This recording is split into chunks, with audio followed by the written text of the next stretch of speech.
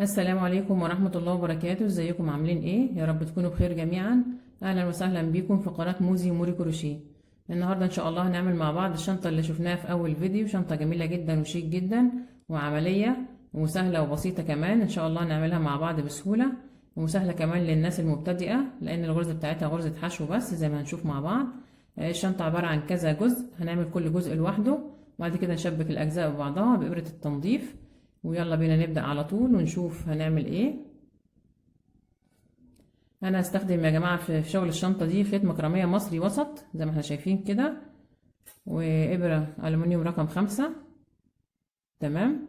هشتغل الشغل كله بإبرة رقم 5 ما عدا سلاسل البداية، بس في كل قطعة هشتغلها بإبرة رقم 5.5. بكبر الإبرة شوية وهقول لكم ليه. وعندي كمان المقص بتاعي ممكن نحل محله بالولاعة لو الخيط بينسل معايا. عندي إبرة التنظيف عشان انضف الشغل واخيط الاجزاء ببعضها، وعندي سلسله عشان الايد، عندي حلقتين سهله الفتح زي ما احنا شايفين كده، وعندي القفل، وعندي المزور عشان اخد المقاسات بتاعتي. يلا بينا نبدا على طول ونشوف هنعمل ايه. احنا كده هنشتغل بسم الله كده اول جزء من الشنطه. هبدا اعمل عقده بدايه، بسيب مسافه كده من الخيط زي 10 سنتي، بعمل عقده بدايه عادي خالص. ببدا اشتغل عدد سلاسل فردي بالمقاس اللي انا عايزاه. انا عايز الشنطه بتاعتي يا جماعه الارتفاع بتاعها 18 سنتي والعرض كده حوالي 24 او 25 سنتي. فانا هشتغل طبعا السلسله دي سلسله البدايه بتبقى عرض الشنطه عندي. هشتغل عدد سلاسل فردي بالمقاس، مقاس 24 سنتي او 25، خلينا 24 نحدد الشغل بتاعنا عشان يبقى ماشي مظبوط. هشتغل عدد سلاسل فردي بالابره رقم 5.5 بمقاس 24 سنتي على المزورة. فأنا بشتغل كده بسم الله 1 2 3 4. هكمل كده عدد سلاسل عشان ما اطولش عليكم ونشوف المقاس بتاعنا مظبوط ولا ايه. انا اشتغلت يا جماعة عدد من السلاسل 25 سلسلة، وده عدد فردي، وبقيس كده بالمزورة شوف كده المقاس بتاعي مظبوط. ال 25 سلسلة عندي ال 24 ادوني 24 سنتي بالظبط، ده المقاس اللي انا عايزاه لعرض الشنطة اللي هو هيبقى كده. نشتغل كده هجيب كده خلاص كده مقاسي مظبوط. هشتغل بالإبرة رقم 5، بسيب كده ال5.5. خلاص عملت بقى سلسلة البداية. بس أنا هشتغل في ظهر السلسلة، في الغرزة اللي في الظهر دي. ماليش دعوة بقى بالحلقة الأمامية والخلفية اللي قدام دولت، أنا مش هشتغل فيهم خالص. بقلب السلسلة كده، بشتغل في الحلقة اللي ورا دي في ظهر السلسلة نفسها. فأنا برتفع سلسلة كمان ارتفاع فوق ال25، وبقلب السلسلة كده، بسيب أول سلسلة اللي أنا ارتفعتها، بدخل كده في ظهر الشغل بتاعي ظهر السلسلة في الحلقة دي، وبشتغل غرز حشو عادي خالص زي ما احنا شايفين كده في ظهر السلسلة من ورا.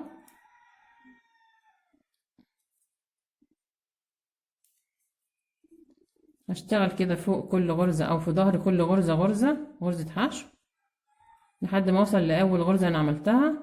يعني هعمل 25 غرزة حشو زي ما احنا شايفين كده في ظهر السلسلة من ورا كده، بشتغل غرزة حشو.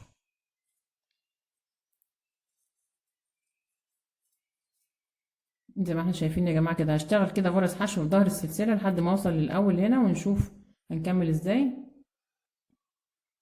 انا كده يا جماعة اشتغلت فوق ال25 سلسلة في ظهرهم من ورا، اشتغلت 25 غرزة حشو زي ما احنا شايفين كده.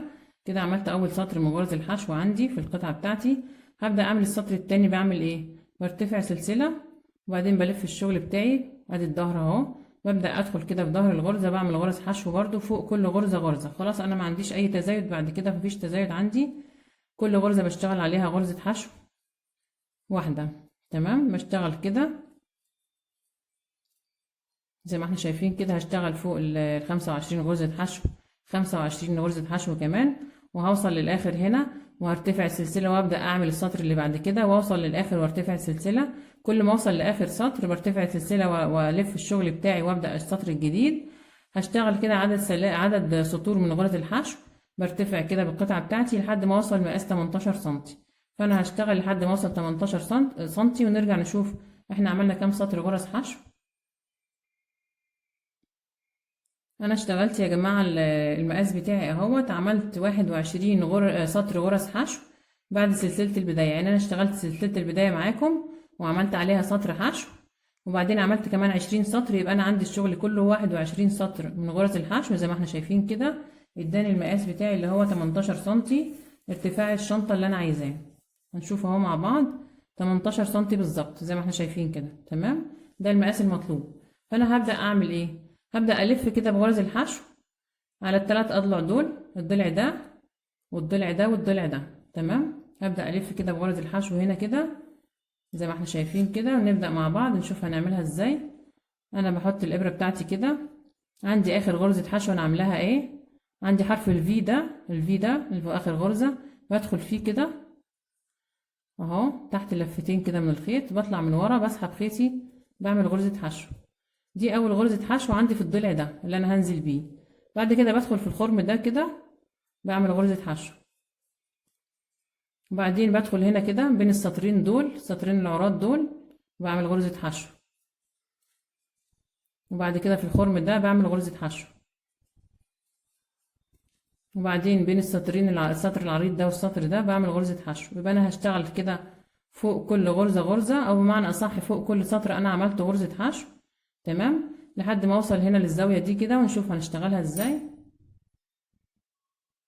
انا اشتغلت يا جماعة غرز الحشو من هنا، من عندي من اخر غرزة حشو هنا عملتها كده، وصلت هنا لاخر الضلع. عندي انا عندي السطور العريضة دي، كل سطر عريض من دول عبارة عن رايح وسطر رايح وسطر جاي، يعني ده مجوز، ده اتنين وده اتنين، كل سطر من دول عبارة عن سطر رايح وسطر جاي. تمام، فانا وصلت للجزء الرفيع ده اللي هو اول سطر فوق سلسلة البداية.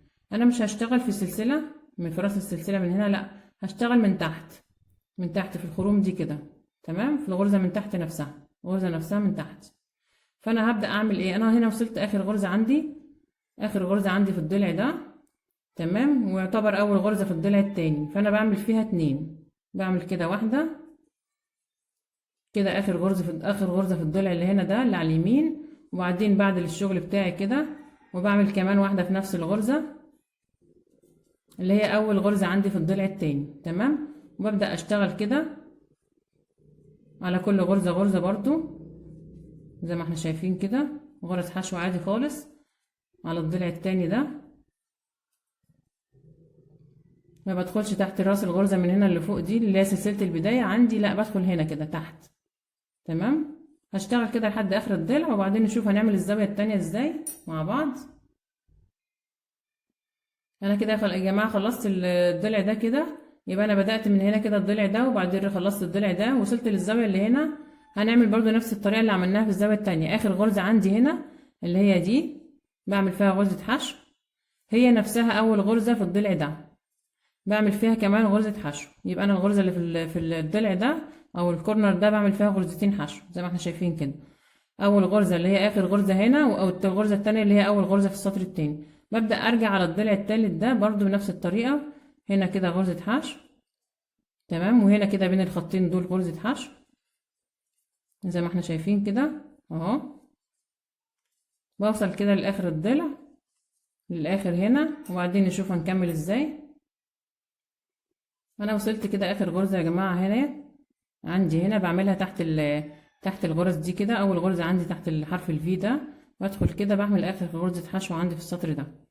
تمام، زي ما احنا شايفين كده.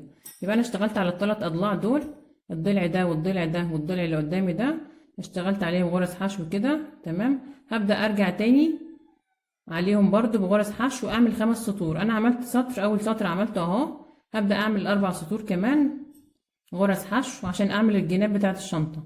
انا كده خلصت السطر الاول، برتفع سلسلة، بلف الشغل بتاعي وبدخل كده في ظهر الغرزة، بعمل غرز حشو عادي، كل غرزة فوقيها غرزة من غير اي تزايد زي ما احنا شايفين كده. انا هقول لكم عدد الغرز برضو عندي كام، عشان انت لو بتشتغلي بنفس العدد معايا يبقى شغلك مظبوط.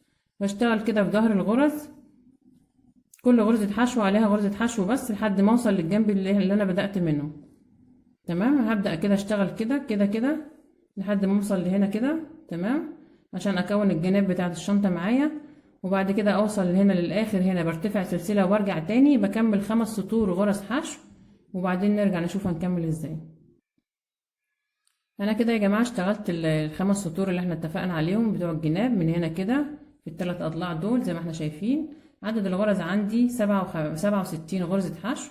67 احنا اشتغلنا 21 سطر اللي هو ارتفاع القطعة، 21 سطر يعني 21 غرزة حشو. تمام، وعندي هنا ال25 دول اللي احنا ارتفعنا بيهم لفوق كده، 25 اللي هي سلسلة البداية زي ما احنا شايفين كده.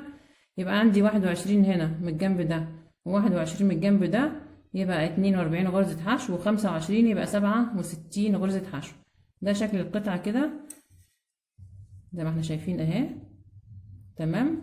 وادي الجناب بتاعتها اهي.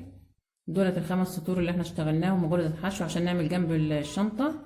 انا هعمل قطعة كمان بنفس الطريقة اللي احنا اشتغلنا بيها ونفس عدد الغرز. تمام. انا كده خلصت يا جماعة الجزء التاني من الشنطة، الجنب التاني نفس الجنب الاولاني بالظبط بنفس الطريقة اللي اشتغلنا بيها. بدأنا ب25 سلسلة بالابرة رقم 5.5، وبعدين ارتفعت عليها 21 سطر بغرز الحشو بالابرة رقم 5 زي ما عملنا الجزء الاول بالظبط. وبعد ما خلصت لفيت عليه بغرز الحشو زي ما كده من الجناب زي ما احنا شايفين، وكل زاوية عملت فيها غرزتين. تمام. وبعدين بدأت ارجع بغرز الحشو تاني، عملت 5 سطور الجناب بتاعتها نفس الطريقة اللي احنا اشتغلنا بيها الجزء الاول. خلصنا الجزء التاني زي ما احنا شايفين كده اهو. تمام. هحط بقى على جنب كده ونبدأ نعمل الجزء التالت. الجزء التالت اللي هو الجيب بتاع الشنطة. انا الجيب بتاع الشنطة عايزاه كبير برضو، بس هقلل طبعا عشان اعرف اخيط الغرز بتاعتي. هقلل غرزتين في سلسلة البداية. فانا بعمل عقدة البداية عادي كده، وبجيب الابرة رقم 5.5، بعمل سلسلة البداية 23 سلسلة. بسم الله. 1 2 3. هكمل كده 23 سلسلة وبعدين نرجع نشوف هنعمل ايه. انا كده اشتغلت 23 سلسلة البداية بتاعت الجيب بالابرة رقم 5.5. هبدأ اغير الابرة واجيب الابرة رقم 5، برتفع سلسلة، بعمل سلسلة ارتفاع، فبسيب السلسلة الارتفاع دي، ببدأ اشتغل في ظهر السلسلة زي ما احنا شايفين كده. ما بشتغلش في وش السلسلة خالص، لا في الامامية ولا في الخلفية، بقلب كده بشتغل في الظهر. بسيب اول واحدة اللي انا عملتها ارتفاع وبدخل في تاني واحدة وبشتغل غرز حشو في ظهر السلسلة اللي انا عملتها سلسلة البداية. هشتغل كده 23 غرزة حشو. تمام.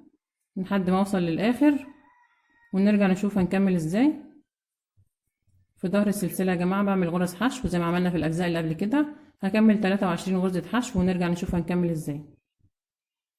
انا كده اشتغلت 23 غرزة حشو يا جماعة على ال 23 سلسلة اللي انا عملتهم. انا عايزة بس اقول لكم ان انا ليه اشتغلت بالابرة رقم 5.5 سلسلة البداية في الاجزاء اللي قبل كده في الجزء ده.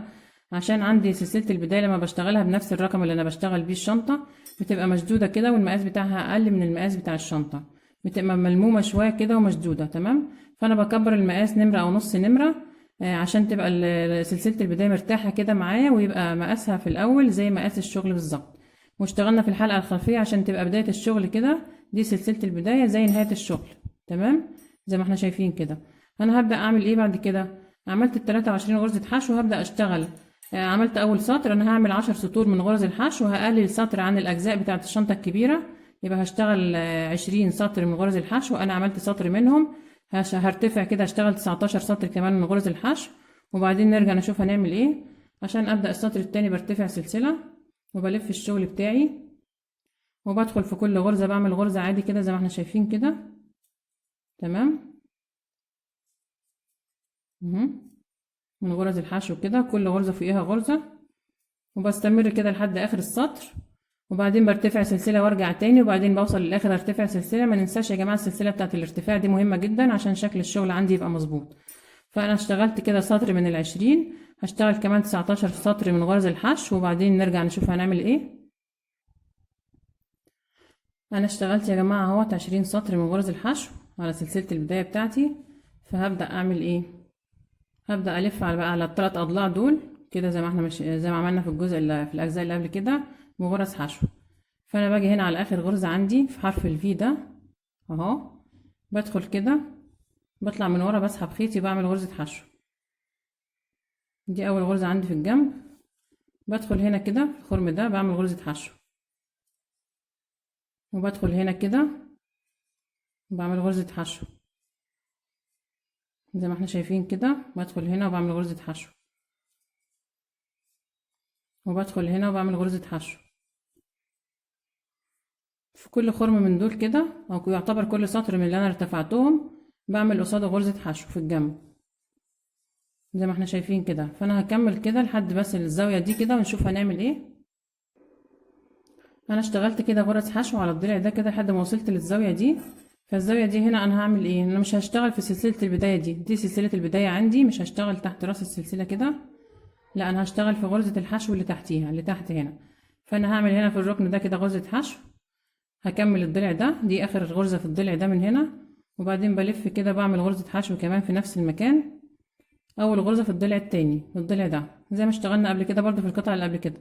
بسيب السلسلة من فوق كده، ما بشتغلش تحتها، بشتغل في غرزة الحشو اللي تحت دي في الخروم اللي تحتها، وبعمل غرز حشو في كل غرزة غرزة كده زي ما احنا شايفين اهو، لحد ما اوصل للزاوية التانية ونشوف هنكمل ازاي. انا اشتغلت كده على الضلع ده غرز حشو لحد ما وصلت للزاوية التانية، بعمل برضو فيها غرزتين، ادي غرزة اللي هي اخر غرزة في الضلع ده اللي انا شغالة فيه، وبعدين بقلب كده بعمل الغرزة التانية، اول غرزة في الضلع التاني، اول غرزة في الضلع ده اللي انا هشتغله، وببدأ اكمل برضو بنفس الطريقة غرز حشو في كل كده سطر، بعمل غرزة حشو زي ما احنا شايفين لحد ما اوصل للاخر اهو. بعمل هنا غرزة كده في الجزء الواطي ده، وبعمل هنا كده في الخرم ده، هكمل كده لحد الاخر وبعدين نشوف عدد الغرز معانا كام. انا كده وصلت للاخر، هعمل اخر غرزة، اخر غرزة بعملها هنا تحت راس اول غرزة هنا كده، بدخل كده تحت حرف الفي ده وبعمل غرزة الحشو الاخيرة عندي. تمام، يبقى انا كده يا جماعة اشتغلت من هنا كده، اشتغلت من هنا غرز حشو على الثلاث اضلاع دول زي ما عملنا في الاجزاء اللي قبل كده، بس الجيب قللته شوية في السطور بتاعة الارتفاع، عملت 20 سطر بدل 21، وسلسلة البداية عملتها 23 سلسلة بدل 25. هيبقى عدد الغرز عندي في الثلاث اضلاع دول 63 غرزة. تمام، 63 غرزة اقل من الاجزاء التانية بكام؟ باربع غرز، التانية كانت 67 غرزة. هبدأ ارتفع سلسلة والف الشغل بتاعي واشتغل كمان سطرين غرز حشو على كل غرزة غرزة، خلاص ما عنديش تزايد هنا خالص.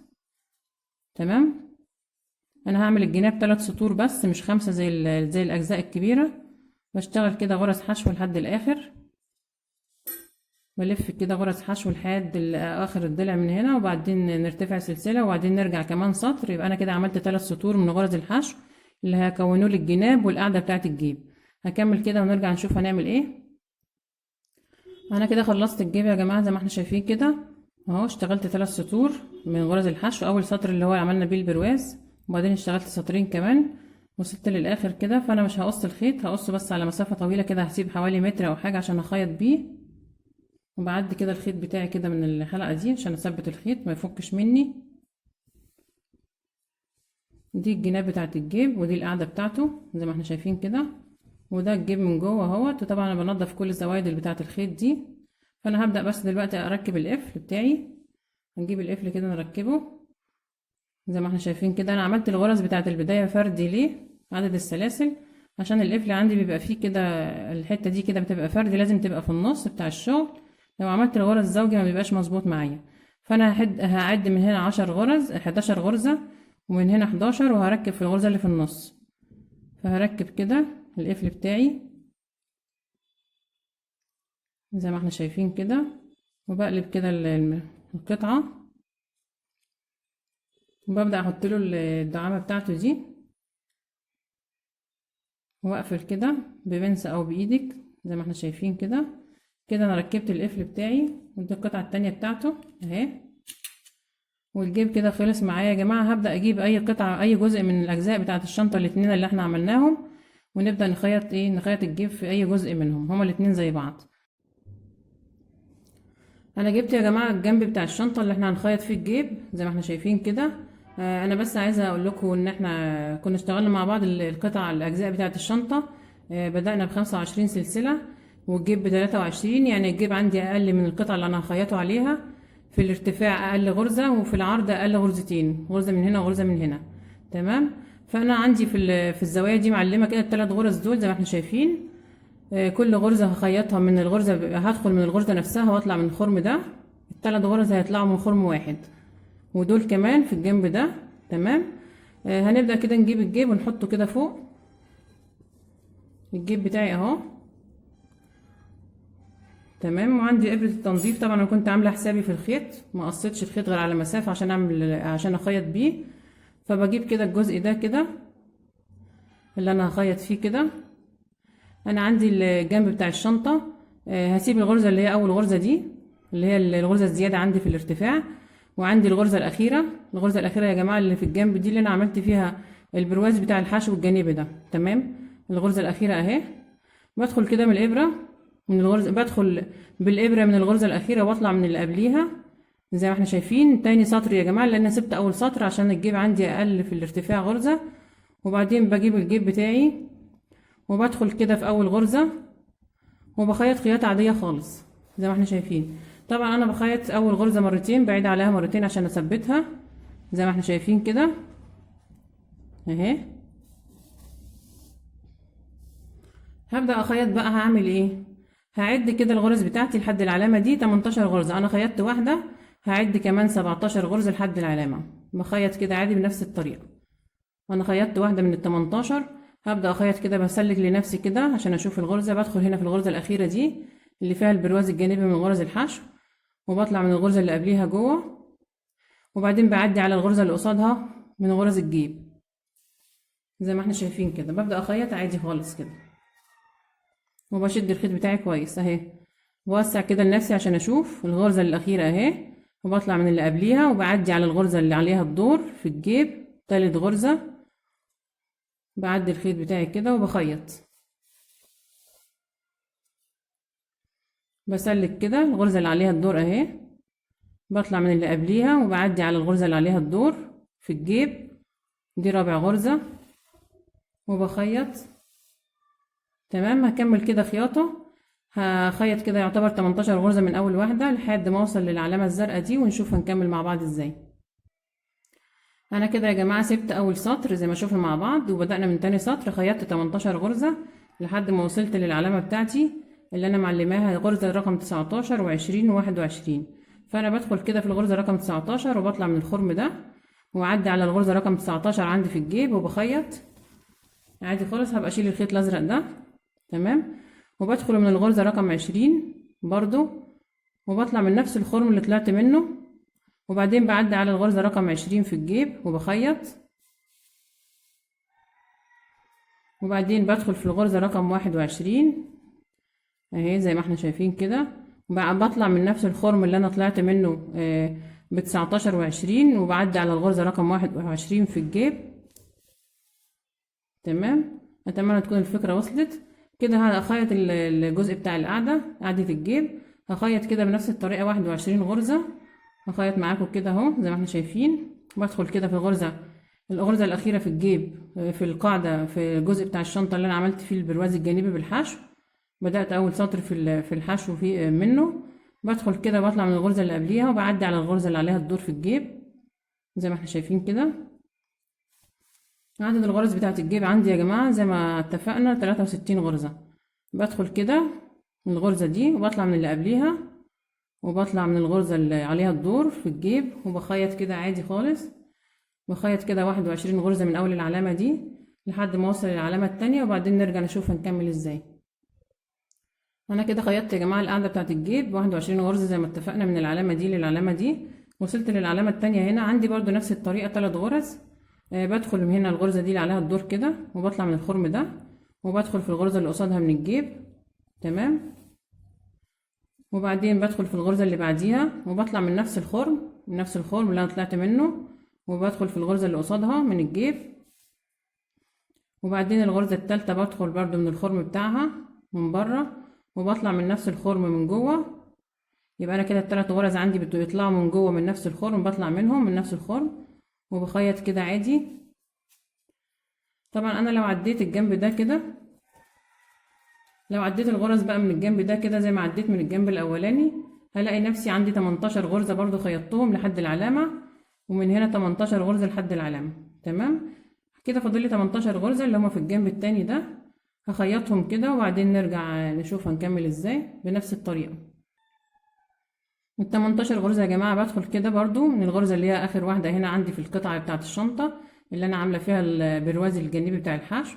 بدخل كده من الغرزة دي اخيرة وبطلع من اللي قبلها وبدخل على اللي قصادها في الجيب زي ما احنا شايفين كده وبخيط اهو. بدخل كده الغرزة الأخيرة بطلع من اللي قبلها وبدخل على اللي قصادها في الجيب وبخيط. تمام. هكمل كده ال 18 غرزة الباقيين اللي هنا وبعدين نرجع. انا كده يا جماعة خلصت خلاص زي ما احنا شايفين كده، وصلت اخر غرزة وعملت عليها مرتين برضه عشان نجمد الشغل. والخيط عندي اهوت في الجنب التاني. هبدأ انضف الزيادة دي كده بالابرة تحت الشغل بتاعي كده اهو. بدخل كده بالابرة تحت الغرز دي اللي انا عاملاها بتاعت الحشو وبشد الخيط كده بنضفه. تمام. هنضفه كده واكد عليه واجمد عليه وبعدين نرجع. كده شكل الجيب يا جماعه بعد ما خيطناه زي ما احنا شايفين كده. ده القاعده بتاعته. طبعا الخيط الازرق ده هشيله وانضفه. وده الجنب الاول اللي احنا بدأنا بيه وده الجنب التاني اللي احنا خلصنا. وزي ما احنا شايفين كده شكل الجيب اهو بعد الخياطه. ودي القطعه من جوه بتاعت الشنطه. هبدأ اجيب القطعه التانية الجزء التاني من الشنطه ونبدأ نخيط الجزئين مع بعض بقى عشان ايه نكون الشنطه بتاعتنا ونبدأ نعمل القلاب. فهجيب الجزء التاني كده ونشوف هنكمل ازاي. انا جبت يا جماعه الجزء التاني من الشنطه اهو تحت اهوت. هنبدأ نخيط بقى مع بعض. فانا كنت عامله حسابي برضو في الخيط عشان نخيط. بجيب كده الجزئين على بعض. نبدأ من هنا كده.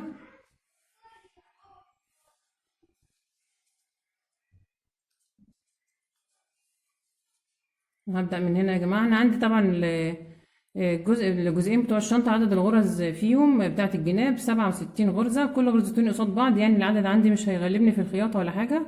بطريقه سهله جدا. بدخل كده طبعا اول غرزه بعملها مرتين برضو عشان اثبت الشغل وما يفكش معايا.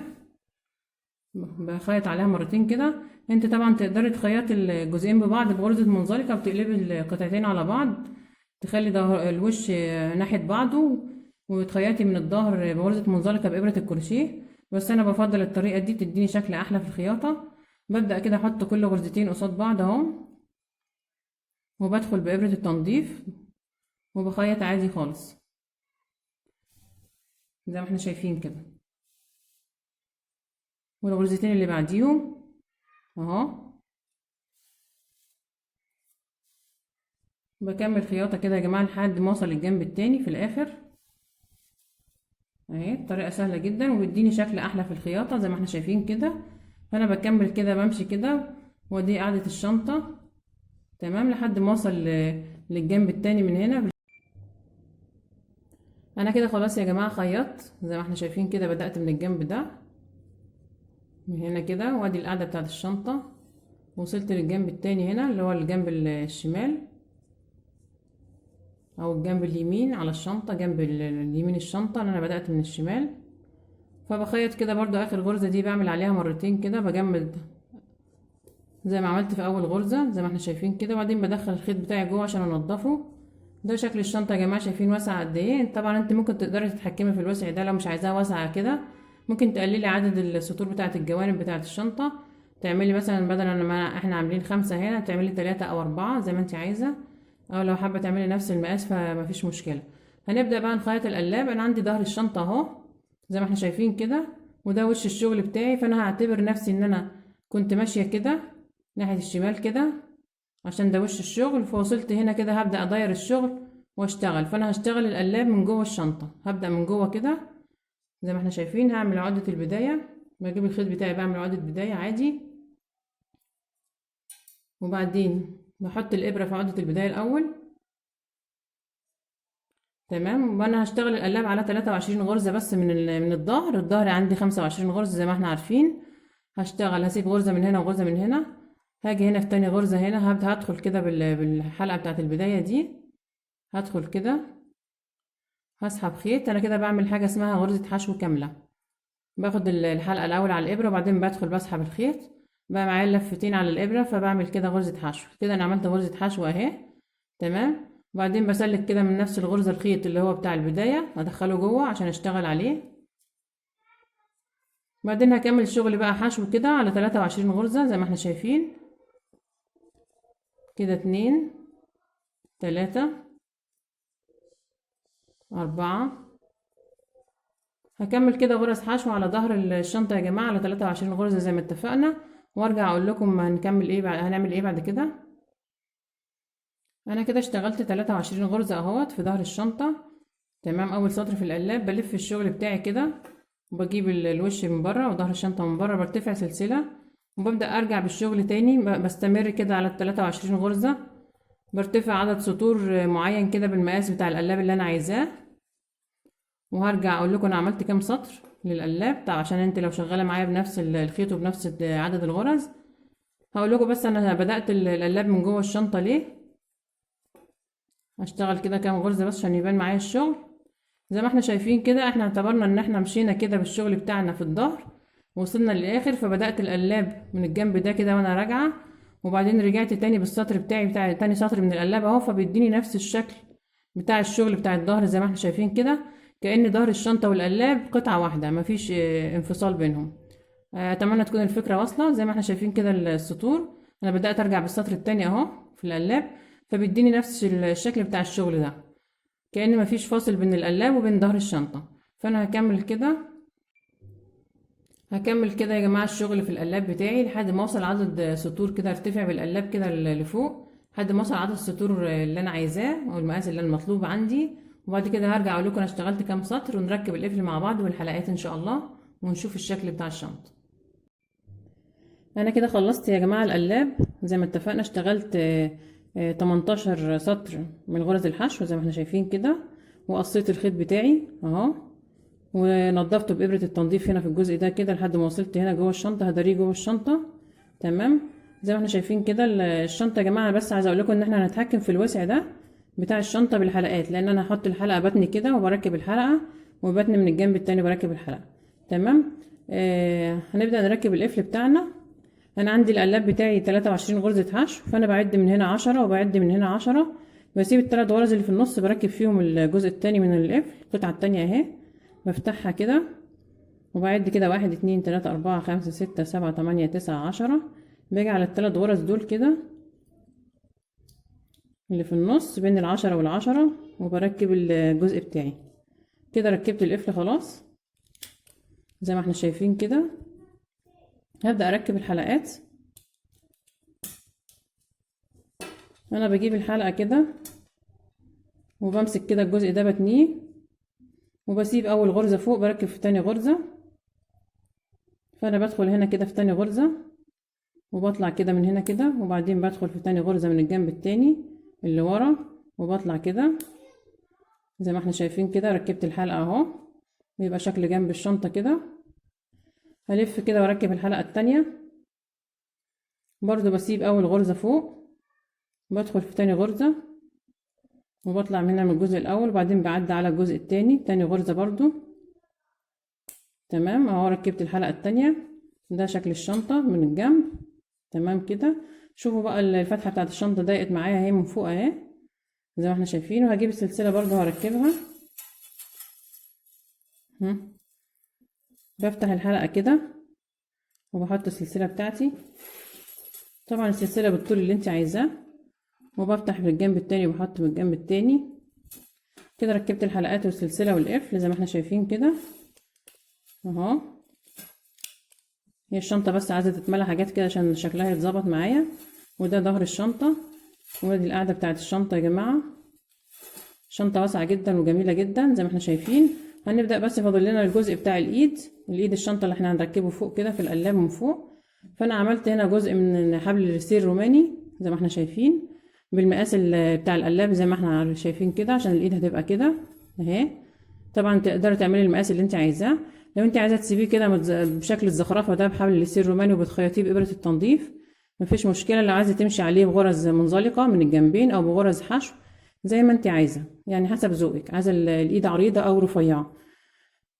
احنا كنا عملنا فيديو على القناه قبل كده الحبل الرسيل الروماني، وانا برضو هعمل اول جزء معاكم وبعد كده نكمل. فهنجيب الخيط كده ونشوف هنعمله ازاي. بالنسبه لايد الشنطه يا جماعه هشتغلها على فتلتين زي ما قلت لكم. بجيب كده بسيب مسافه قبل عقده البدايه عشان اخيط بيها بعدين، وبعمل عقده البدايه واشتغل بإبرة رقم 8. تمام. هبدأ اعمل سلسلتين او غرزتين سلسله، 1 2 زي ما احنا شايفين كده. بسيب دي اول واحده وبدخل في التانية دي، بسحب الخيط بقى معايا 4 لفات. طبعا 4 لفات يعني لفتين في الخيط الفردي. بسحب الخيط وبطلع منهم ال4. انا عندي غرزتين السلسله اللي انا بدات بيهم اهم، ادي واحده وادي واحده. بلف الشغل كده وبدخل تحت دي وبسحب الخيط وبطلع كده، بقى معايا 4 لفات. بسحب وبطلع منهم ال4. ببدا الف الشغل بتاعي كده لقدام، معايا 4 لفات اهم، بدخل تحتيهم زي ما احنا شايفين كده. بسحب الخيط وبطلع من تحت ال4 لفات بس. يتكون معايا 4 لفات تاني على الابره، بسحب واطلع من تحتيهم ال4. ببدا الف الشغل كل مره لقدام ويتكون عندي ال4 لفات دول على طول يطلعوا لي. بدخل تحتيهم ال4، بسحب الخيط، يتكون عندي 4 لفات تانيين، بسحب وبطلع منهم ال4. بلف الخيط لقدام او الشغل لقدام، بدخل تحت ال4 لفات دول، بسحب الخيط من تحت ال4 وبتكون عندي 4 لفات تاني، بسحب واطلع منهم ال4 زي ما احنا شايفين كده. بدأ الشكل يبان عندي اهو. بستمر كده يا جماعه، الف الشغل لقدام وادخل تحت ال4 لفات اللي في الجنب دول وبسحب الخيط من تحت ال4 لفات، يتكون عندي 4 تاني على الابره، بسحب واطلع منهم ال4. بلف تاني لقدام وادخل تحت ال4 لفات اللي في الجنب، بسحب الخيط من تحت ال4، يتكون عندي 4 تاني على الابره، بسحب واطلع من تحتيهم. تمام. بلف لقدام تاني وادخل تحت ال4 لفات، بسحب واطلع من تحت ال4 لفات بس، يتكون عندي 4 تانيين، بسحب واطلع منهم. بستمر كده لحد طول اللي انت عايزاه في الايد بتاعت الشنطه بتاعتك.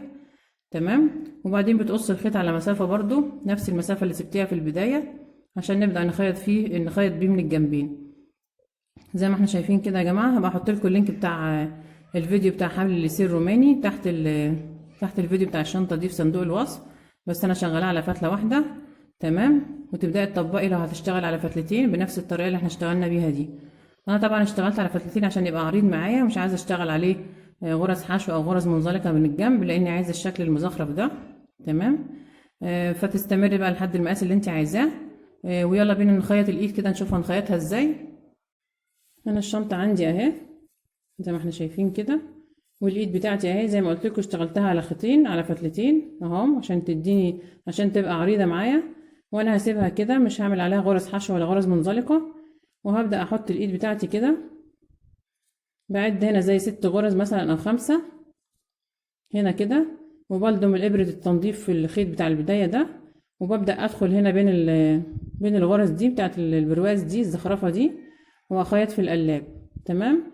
وبعدين بعدل الايد كده وباجي هنا من الجنب التاني برضو بنفس الطريقه، بسيب عدد الغرز اللي انا سبته واللي انا خيطت فيه الاول سواء 6 أو 7 زي ما تشوفي انتي حسب القلاب بتاعك عندك زي ما احنا شايفين كده. وبخيط برضو بالخيط بتاع النهايه ده اللي انا هقصه. تمام. هنخيط كده ونشوف هنرجع نعمل ايه. انا عندي يا جماعه الخيط بتاع البدايه بتاع الايد زي ما قلت لكم انا شغاله مجوز، فعندي طرفين من الخيط، لضمت اول طرف اهو في ابره التنظيف، وبجيب الايد بتاعتي كده بحدد عدد الغرز اللي انا هخيط فيه. تمام. اهو انا عندي طرفين من الخيط في نص القلاب كده، عندي طرفين من الخيط، بخيط طرف على الجنب ده وبخيط الطرف التاني على الجنب التاني. تمام. بدخل كده طبعا بين الغرز كده واطلع من القلاب من تحت بسم الله زي ما احنا شايفين كده. وطبعا هبص طبعا من تحت، انا بس مش عارفه عشان الكاميرا معايا، وبطلع من الغرزه اللي بعديها، بطلع كده من بين الغرز اهي زي ما احنا شايفين كده. وبعدين بدخل في الغرزه التانية دي وبدخل قصادها تحت في القلاب، بخيط الطرف ده بخيط الجنب ده والطرف التاني بخيط الجنب التاني، وبرجع بنفس الطريقه على الطرف التاني من الايد. برضو عندي طرفين من الخيط بلضم الابره وبخيط طرف فيهم في جنب والطرف التاني في الجنب التاني. هخلص خياطه الايد ونرجع نشوف شكل الشنطه. ده يا جماعه شكل الشنطه النهائي زي ما احنا شايفين كده اهي بعد ما خلصناها. ده الجنب بتاعها ودي القاعده بتاعتها اهي، وادي الجنب التاني. تمام. وادي طبعا الايد والظهر بتاع الشنطه زي ما احنا شايفين. نفتح كده بقى من جوه، واسعة جدا من جوه اهي زي ما احنا شايفين كده. ده الجيب. تمام. اتمنى يا رب يا جماعه تكون الشنطه عجبتكم ويكون الفيديو عجبكم. انا بس عايزه اقول لكم ملحوظه كده، ان الخيط اللي انا اشتغلت بيه ده خيط مكرميه وسط، طلع معايا طري شويه، لان بصراحه مش انا اللي اشتريته، انا بعت مع حد جابهولي، وطبعا لازم انت تجيبي الحاجه بنفسك عشان تطلع زي ما انت عايزه. فالشنطه ديت يفضل ان احنا نستخدم لها مكرميه سميك ويكون ناشف، عشان الشنطه تبقى ناشفه كده وواقفه وماسكه نفسها. وكمان خيط سميك يعني تخين شويه عشان يدي شكل اقرب للكليم، لان معظم الموديل ده بيشتغلوه بخيط الكليم، فالمكرميه السميك بيبقى قريب شويه في الشكل من خيط الكليم. تمام. اتمنى يا رب تكون الشنطه عجبتكم ويكون الفيديو عجبكم. لو عجبكم الفيديو ما تنسوش تعملوا شير ولايك، وما تنسوش تشتركوا في القناه وتفعلوا الجرس عشان يوصلكم كل فيديو جديد، وتتابعوني. وشكرا لكم، والسلام عليكم ورحمه الله وبركاته.